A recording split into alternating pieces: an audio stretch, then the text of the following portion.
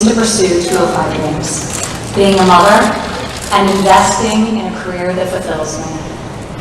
I recognize that far too few women can say the same for themselves, and that I am more fortunate than most. This must change. As a society, we need to create policies that champion all parents, enabling the American family to thrive. My dad agrees, and he's in a very unique position to do something about this problem and the numerous other problems facing tens of millions of parents and caregivers across our country. Today, child care is the single greatest expense for many American families, even exceeding the cost of housing in much of the country. It's depleting the hard-earned savings of men and women across our nation, and it's at the root of wage inequality by disproportionately affecting women. The federal policies that are in place to benefit families were written more than 65 years ago to serve a primarily male workforce that no longer exists. Dual-income families were not the norm in 1949 when the current tax code provisions regarding families were established. Today, however, women represent 47% of the U.S. labor force, and in almost 2/3 of married couples, both spouses work outside of the home. 70% of mothers with children at home also work in a professional capacity, and 64% of these moms have kids aged 6 and under. The number of households led by single mothers has doubled in the last 30 years. And approximately 2/3 of these women work in low-wage jobs that offer neither flexibility nor benefits. My father has created a plan that is designed to bring relief and to provide working parents with options so that they can make the decisions that are in the best interest of their families. Safe, affordable, high-quality childcare should not be the luxury of a fortunate few. Historically, this has not been an area that has received nearly as much attention in the policy world as it deserves. While there are systems in place for older children, hardly any intellectual energy has been devoted to addressing the needs of families with children from birth to 4 years old. In particular, little focus has been put on determining how best to alleviate the enormous financial burdens childcare places on low-income and middle-income families. At the same time, the United States is the only industrialized nation in the world that does not provide new mothers with paid maternity leave. My father's policy will give paid leave to mothers whose employers are among the almost 90% of U.S. businesses that currently do not offer this benefit. This is a reform that is of critical value and long overdue. My father's plan also recognizes and supports the many women who may not be mothers, but who have left paying jobs to provide care for elderly dependents. This is another example of people who have been routinely ignored by federal policies. Having employed and empowered thousands of women at every level of his company throughout his entire career, my father understands the needs of the modern workforce and is offering a new and innovative solution where others have not. My father's plan also acknowledges the vital contribution of stay-at-home moms and parents, fathers and mothers, who will ensure that they too will receive these new tax benefits. Raising children full-time is one of the hardest jobs anyone can do, and it's essential that our policies recognize and honor that reality. As an employer, a mother, and a woman who works, both inside and outside the home, these are topics I consider of critical importance. The policy my father is about to outline is one that I'm proud to have helped conceptualize, and ensuring its enactment will be one of my top priorities when he's elected come November.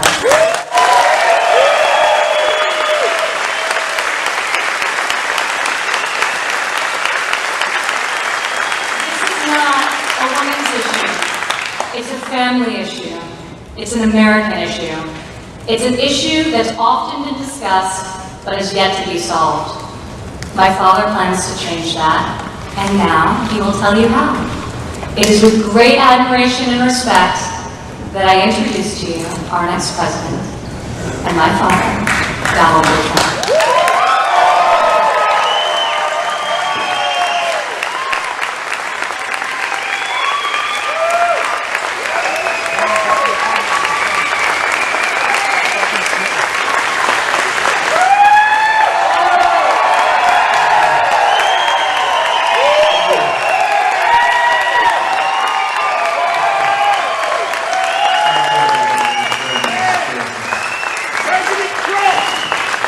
Thank you very much, and I want to applaud my daughter Ivanka for her work and leadership on this issue. She has been working so very well. Ivanka has been deeply invested in this since long before the campaign began, I can tell you that. And I'm very grateful to her for her work, her efforts, and this proposal, which we're going to be outlining right away. It's going to make a lot of people very, very happy, a lot of moms very happy.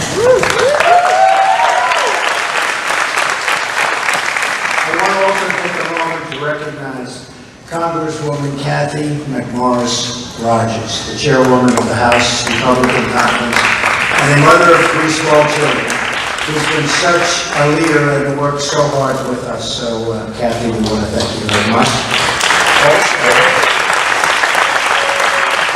We're joined tonight by some amazing members of Congress in our audience. Congresswomen Blackburn, Loomis, Black, Archer, and Elmers. Come on up here. Come on, they work so hard. Come on up.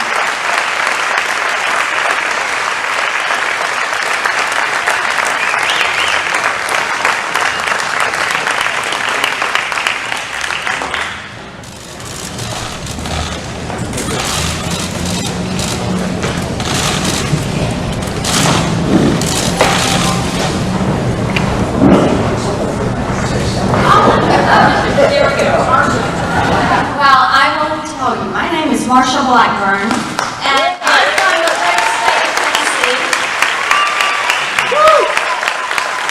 And I want to say thank you to all of you for the warm reception that you have given to us. And I want to say a special thank you to Mr. Trump. Focusing on the issues that affect working women is something that is vitally important to each of us standing on this stage. We come from a variety of backgrounds. We have a nurse, we have farmers, we have ranchers, we have teachers, we have small business owners and entrepreneurs. That's the skill set that we bring to Congress and the experience that we draw from. And we know that each of you are much like us. Those are the experiences that you have. We know that there are issues when it comes to child care, when it comes to dealing with the workplace. And just as Ivanka said so perfectly, this is a family issue. We know men always want more money. What do women want? More time. And we are thrilled to finally have a President of the United States who is going to put the focus on working with women to make certain that you can achieve your American dream. Thank you so much for having me.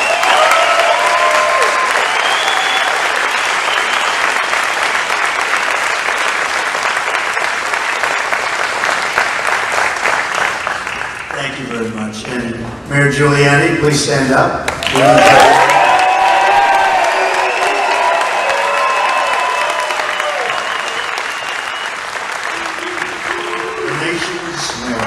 Done a good job.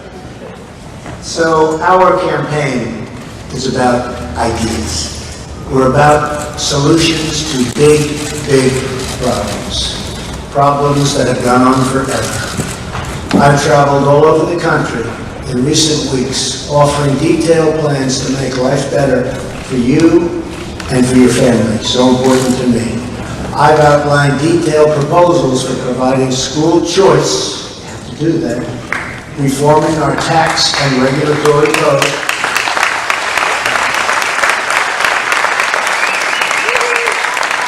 lifting restrictions on American energy, rebuilding our military, changing our foreign policy, fixing our immigration so important, and keeping our country safe.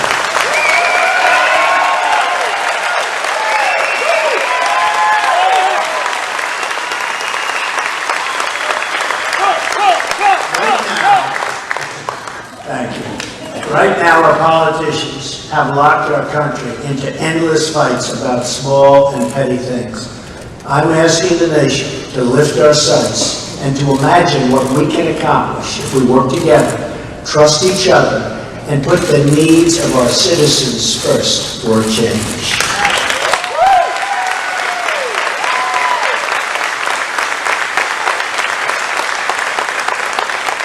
We must break our ties with the failed and bitter politics and policies of the past and pursue a future where every American is honored, and I mean really honored and respected. We have to reject the arrogance of Washington, D.C. that looks down on everyday, hard-working people, and that's what's happening. Too often, those who have power have disdain for the views, beliefs, and attitudes of those who don't have any political power. Those in leadership must put themselves in the shoes of the labor factory worker, the family worried about security, or the mom struggling to afford child care. Child care is such a big problem.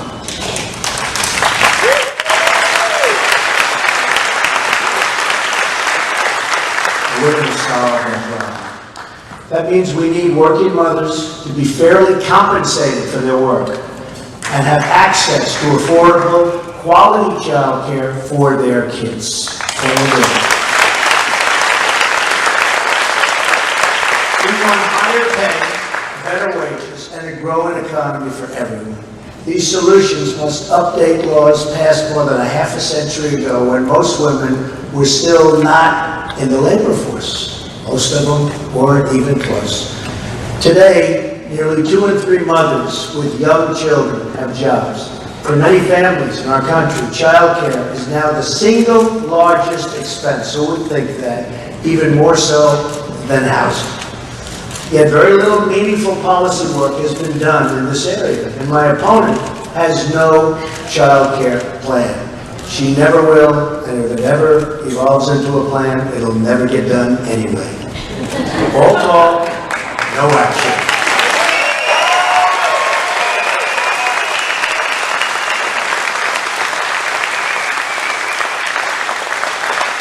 Many Americans are just one crisis away from a disaster. A sick kid, a lost job, a damaged home. There is no financial security in our country, especially anymore. But that will change under our pro-family, pro-father. You just take a look. It's pro-family, it's pro-child, it's pro-worker. These are the people we have to take care of, and this is what I'm going to be outlining tonight.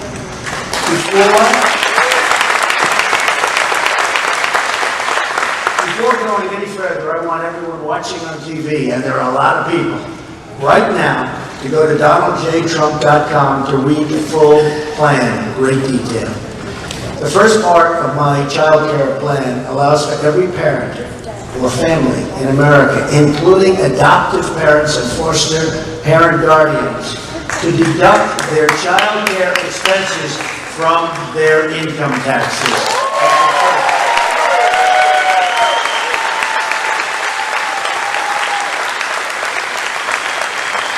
I see the women who I just met in the front row are very happy about that. They will fully be able to deduct the average cost of child care for their state from birth through the age of 13. Because of the way the benefit is capped and structured, our plan will bring relief to working and middle-class families. The deduction also applies to elder care, capped at $5,000 deduction per year, $5,000 deduction.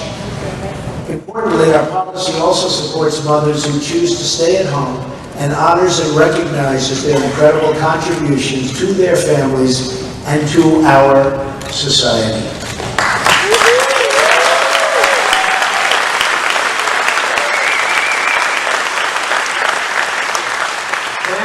stay-at-home parent will be able to fully deduct the average cost of child care from their taxes. Wow.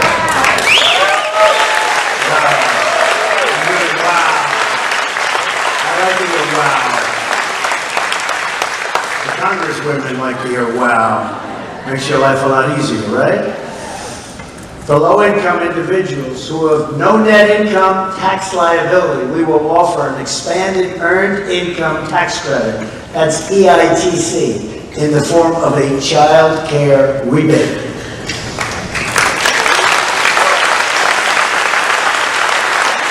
Working parents can get an expanded EITC benefit that equals up to half of their total payroll tax, a major relief for low-income parents. Low-income parents have it tougher than anybody.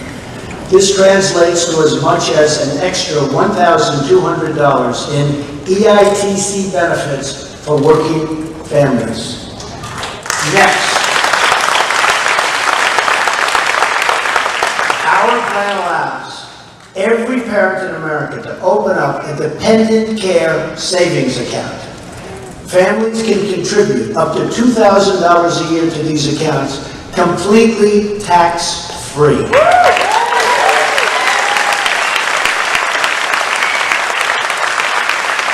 very happy about this. Ivanka's very happy about this. Crucially, unlike the flexible spending accounts that exist today, these accounts will be available to all Americans. You won't have to depend on your employer to provide them. Immediate family and employers, and this is like right away, can also contribute to a dependent account, each of which is designed and designated for a specific child, including an unborn child.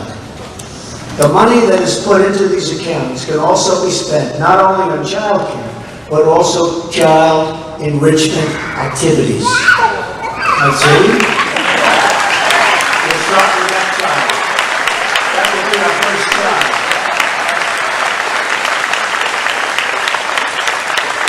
That's cute.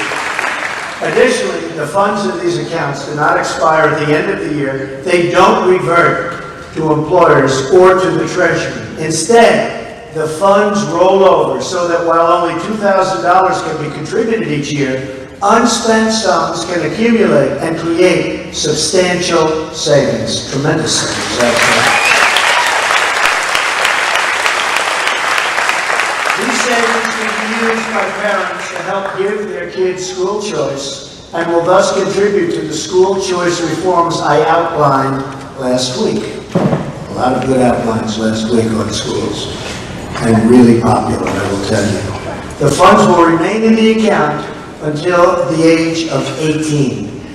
Whatever still remains at that time can be used to help offset the cost of higher education for your child.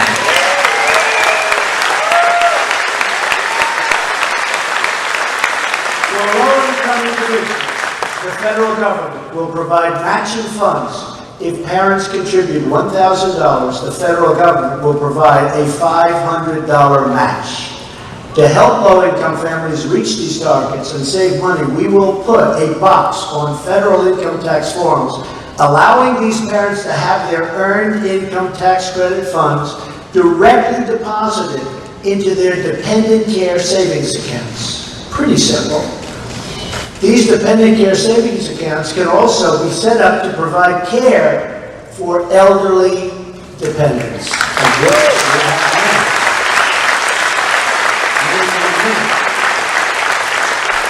Our plan also includes much-needed regulatory reform to incentivize private sector solutions. The new funds offered by our plan will create a new market for innovative child care solutions. But to make sure these solutions are available, especially in low-income and rural communities, we must reduce regulations that favor large institutional care facilities. You know what I'm talking about. Full special interests got them there. We will allow the states to make the decisions that are right for them. In this era of sharing economy, we want parents to be able to access lower cost, competitive, and innovative solutions at the click of a button, including services like nanny sharing. Our plan would also cover care provided by relatives and grandparents. Our plan includes incentives for more employers to offer on-site childcare as well. We want the employers to get involved. Now they'll start getting involved bigly, right?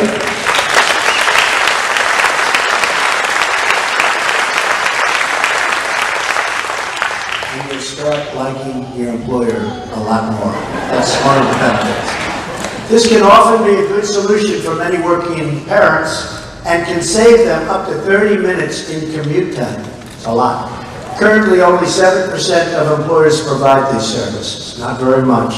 Our plan will expand tax deductions for employers, allow companies to pool resources to provide shared, and this is, I think, so important, provide shared child care services, and remove needless requirements that have prevented employers from using the credit.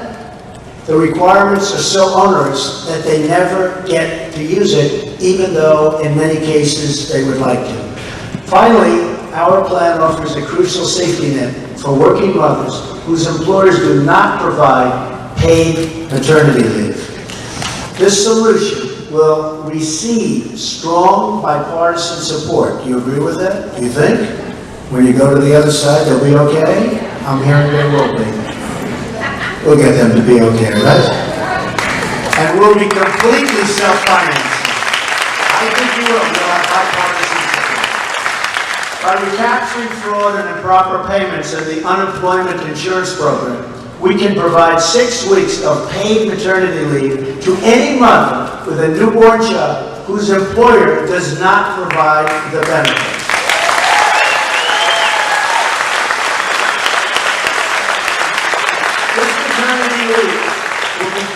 Straight out of the unemployment insurance fund. And again, the safety net will be completely paid for through savings within the program.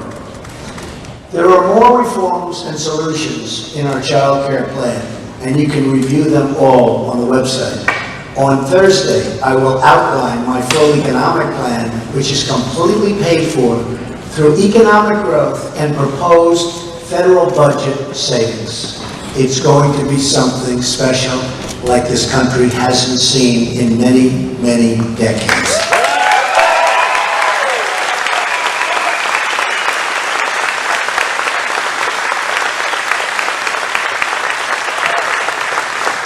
Together, our tax, trade, regulatory, and energy policies will add trillions and trillions of dollars in new deficit-lowering growth.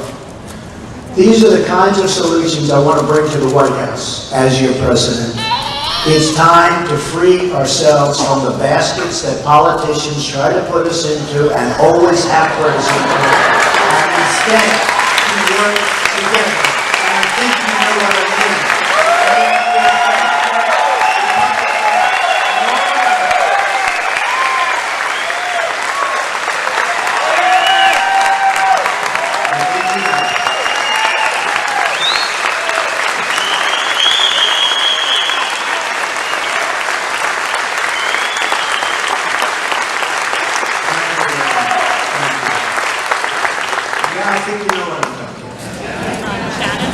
While my opponent slanders you as deplorable and irredeemable, I call you hard-working American patriots who love your country.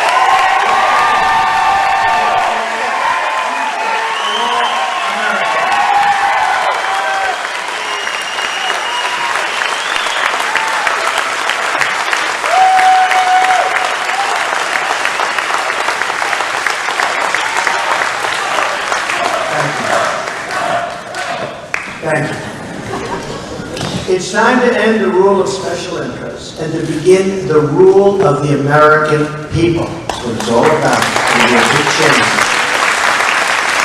It's time to stop fighting over the smallest words and to start dreaming about the great adventures that lie ahead for our incredible country.